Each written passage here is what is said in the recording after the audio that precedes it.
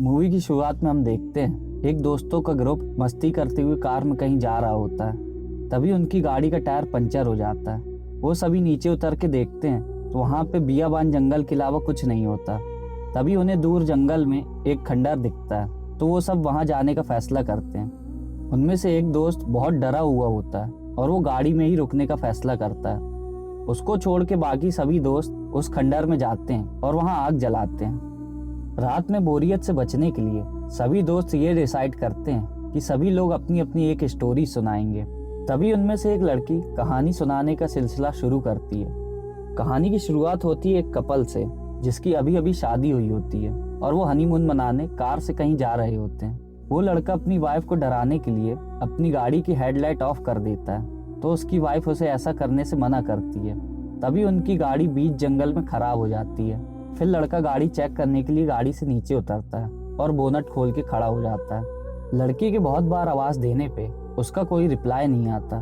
फिर वो उसे ढूंढने बाहर जाती है लेकिन वहां से वो गायब होता है। फिर वो उसे ढूंढने जंगल की तरफ जाती है।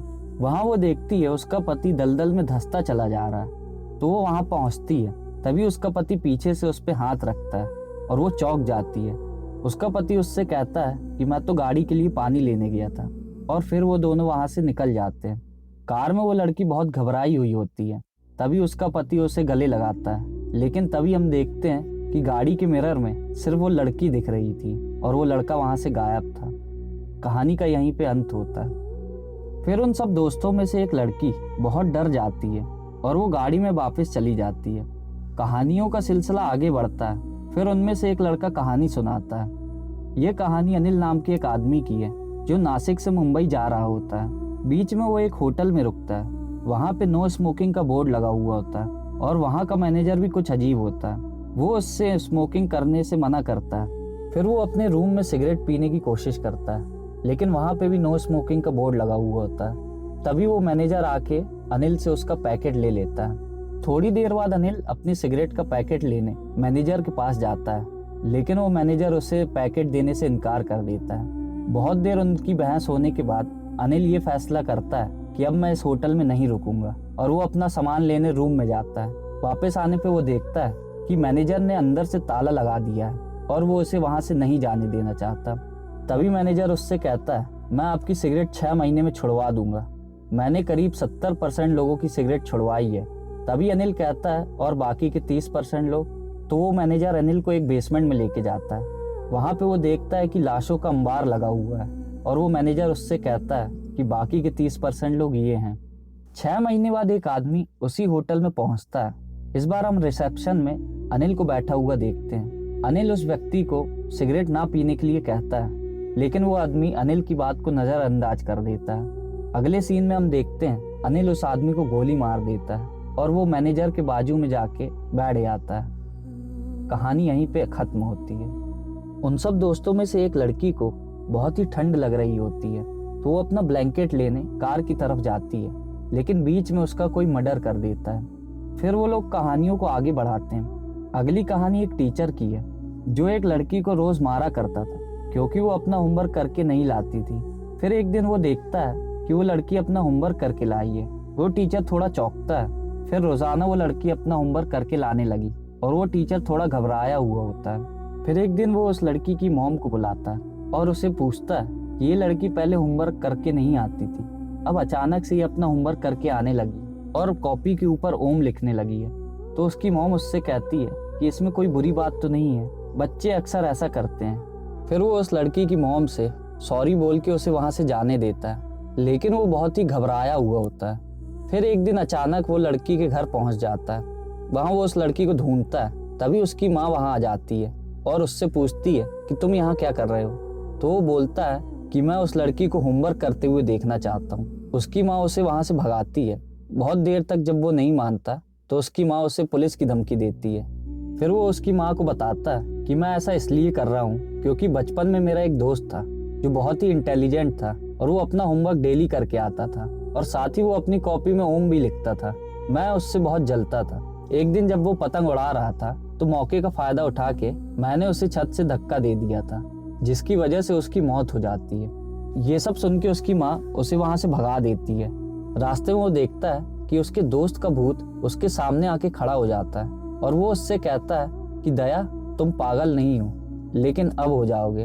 अगले दिन हम देखते हैं कि वो टीचर पूरी तरह से पागल हो गया है और रोड में अजीब अजीब चीजें लिख रहा था।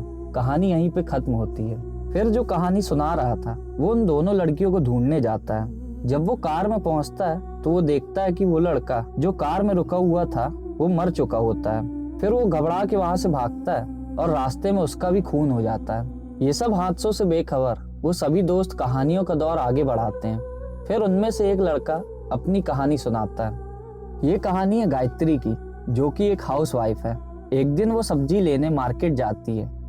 वहां उससे सेव खरीदने का मन होता है, लेकिन सेव बहुत ही महंगे होते हैं। तभी उसकी नजर एक ठेले वाले पे पड़ती है जो बहुत ही फ्रेश और सस्ते सेव बेच रहा होता है। गायत्री उससे 3 किलो सेव खरीद लेती है। रास्ते में उसे एक भिखारी दिखता है और वो एक सेव जाके भिखारी को दे देती है। घर आके उसे कुछ शक होता है। इतने में उसका पति आ जाता है और वो सेव देखकर उन्हें खाने के लिए जाता है, लेकिन गायत्री उसे रोक देती है। अब गायत्री वो सारे सेव ले जाके बाहर फेंक देती है। कुछ देर बाद गायत्री देखती है कि सारे सेव फ्रिज में रखे हुए हैं और एक सेव उसका पति भी खा रहा होता है। ये देखकर वो बाहर भागती है जहाँ उसने वो सेव फेंके हुए होते हैं। वहां से सारे सेव गायब थे। अब वो सोने चली जाती है। जब सुबह होती है तो वो देखती है कि उसकी पति की जगह एक सेव रखा हुआ होता है। ये देखकर वो बाहर जाती है। बाहर वो देखती है कि वो भिखारी की जगह भी एक सेव रखा हुआ होता है। फिर वो मार्केट की तरफ जाती है जहाँ वो देखती है कि सारे लोग सेव खा रहे होते हैं। ये सब देखकर वो पुलिस स्टेशन भागती है, जहाँ पे वो देखती है कि पुलिस की जगह भी सब सेव रखे हुए होते हैं। जब वो वहां से वापस आती है तो वो देखती है कि पूरा शहर गायब हो चुका है और वहां पे सिर्फ सेव ही हैं। तभी वो फल वाला उसके पास आता है और उससे कहता है, मैडम आखिरी सेव बचा है, ये फ्री में ले लो। कहानी का यहीं पे अंत होता है। फिर उनमें से एक लड़की अपनी कहानी सुनाती है। ये कहानी अमर नाम के एक आदमी की है जो रात में अपनी कार से कहीं जा रहा होता है। रास्ते में एक आदमी उससे लिफ्ट मांगता है तो वो उसे अपनी कार में बैठा लेता है। बातों ही बातों में वो उसका नाम पूछता है तो वो अपना नाम जॉन बताता है। अमर उससे पूछता है कि तुम यहाँ क्या कर रहे थे? तो वो बोलता है कि मैं दिन भर कब्रिस्तान में रहता हूँ और रात को शहर की तरफ जाता हूँ और 10 दिन पहले मेरी मौत हो चुकी है। ये सब सुन के अमर हंसने लगता है। बहुत देर बातें करने के बाद अमर जॉन से कहता है कि अगर तुम भूत हो तो गायब होके दिखाओ। उस पर जॉन कहता है कि भूत गायब नहीं होते। ये सब बातें सुन के अमर इरिटेट होने लगता है और वो गाड़ी किनारे लगा के जॉन को नीचे उतरने के लिए कहता है। जब जॉन उसकी बात नहीं मानता तो वो गुस्से में गाड़ी से बाहर उतरता है और जॉन को जबरदस्ती गाड़ी से नीचे उतारने की कोशिश करने लगता है। उतने में जॉन उससे कहता है कि ये सब मजाक था, मेरा एक शो है जिसमें हम लोगों को बकरा बनाते हैं और लोगों को डराते हैं, लेकिन तुम एक सेकंड के लिए भी नहीं डरे, कैसे? उस पर अमर कहता है कि मैं भूत हूँ और भूत गायब भी होते हैं। ये बोल के अमर वहां से गायब हो जाता है। तभी जॉन का क्रू वहां पहुंचता है और वो देखते हैं कि जॉन की सदमे से मौत हो गई होती है। कहानी का यहीं पे अंत होता है। फिर उनमें से एक दोस्त बाकियों को ढूंढने जाता है। तभी वहां पे एक आदमी आ जाता है और वो कहता है कि मैं इस खंडर में ही रहता हूँ। ये सुन के वो दोनों वहां से जाने की कोशिश करते हैं, लेकिन वो उन दोनों को वहां रोक लेता है और कहता है कि कहानियां सुनाओ। फिर वो लड़का घबराते हुए उसे कहानी सुनाता है। ये कहानी है पूरब की, जो कि अपनी लाइफ से खुश नहीं है और सभी लोग उससे अच्छा बर्ताव नहीं करते थे।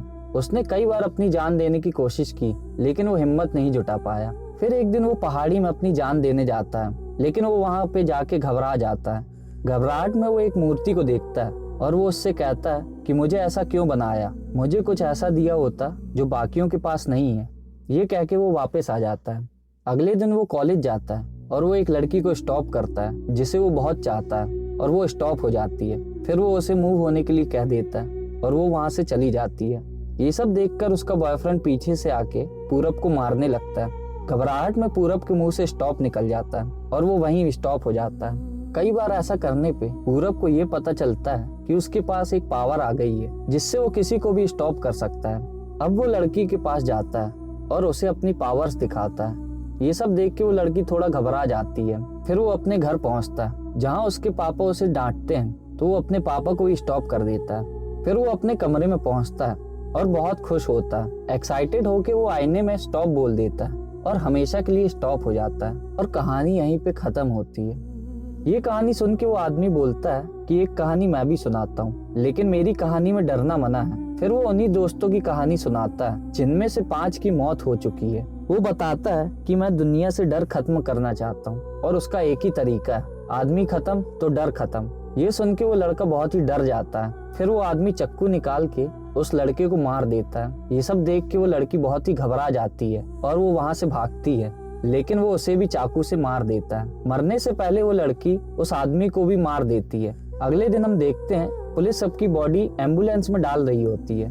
तभी वो लड़की वहां पहुंचती है और पुलिस से कुछ बात करने की कोशिश करती है, लेकिन पुलिस उसकी बात नहीं सुनती। तभी वो देखती है कि वो आदमी उसी की लाश की तरफ इशारा कर रहा होता है और वो उसके पास आके बोलता है कि हम सब मर चुके हैं, अब डर कैसा। और मूवी का यहीं पे अंत होता है। तो दोस्तों, आज की वीडियो में बस इतना ही। अगर आपको ये वीडियो पसंद आया हो तो इस वीडियो को लाइक जरूर करें। हम आपसे मिलेंगे अगले वीडियो में, तब तक के लिए धन्यवाद।